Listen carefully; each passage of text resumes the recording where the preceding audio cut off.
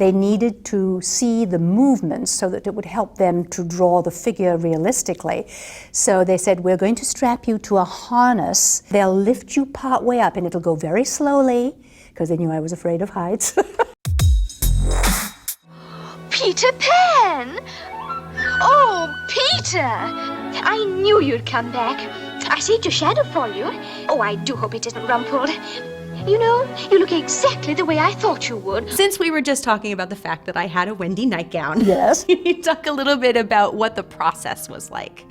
Oh, the process of doing the role was, I'd gotten used to it by that time, because when I was playing the Alice in Wonderland, it was a whole new experience for me.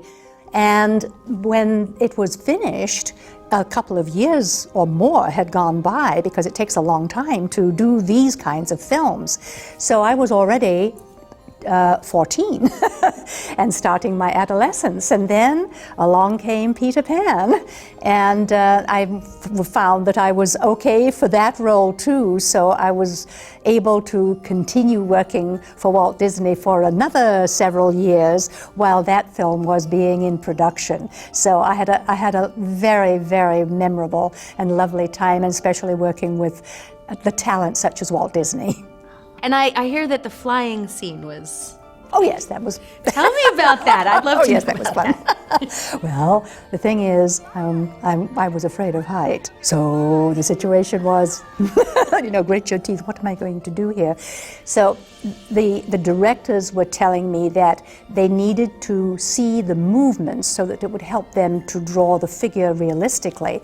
So they said, we're going to strap you to a harness. The harness will be inside your outfit, and it won't be seen by the camera, but they'll lift you part way up, and it'll go very slowly, because they knew I was afraid of heights. So, up a little bit at a time, and then if you feel uncomfortable, just call out and we'll stop. And then we'll just go a little bit at a time till you get used to this. So they really were very careful about how they dealt with this. And after a while, I was going, I knew I was okay, and I knew I was strapped. I was all right. Anyway, we managed to do those flying scenes because I was trussed and could fly and show the movements of the flights to Neverland. So, yeah, a lot of interesting things happened when we did the live action part of it. It's interesting to see different versions Yes, of different characters. Of course it is. It's fascinating to me. And Tinkerbell, which I know you know a lot about. So how would you describe her progression over the years? Well, going back to J.M. Barrie's stage production, she was just a flash of light and the sound of bells, and that was it. But she's an integral part of the story. She's really the catalyst for so much of the conflict and resolution of these characters. So Walt recognized if he was going to put this into an animated art form, he had the opportunity to visually convey her, which was a real first. So he was careful about it, and the artists were exploring different hairstyles and fashion changes, and she was going to be a brunette at one point, and a redhead, or a little powder puff. They had all different permutations of her over the years. And then it wasn't until the early 1950s when Walt's artists were sort of really up to speed coming off of Cinderella and Alice and had worked their way, Walt realized, okay, my talent is ready. And he placed the design of Tinkerbell in the hands of Mark Davis, who was one of the great 9 old men of Walt Disney Animation, the ladies' man, who did a lot of wonderful characters. And he really worked based on early designs, and then found a woman in the ink and paint department. Her name was Ginny Mack, who was the original model for Tinkerbell. A little blonde who would wear her hair in a bun with little side bangs. And Ginny sort of inspired the final look of Tinkerbell, along with other early concept pieces. But the movement was entirely different because, you know, how does a fairy move? What does a pixie do? Yes. So Mark designed her to be a little girl from the waist up and a woman from the waist down.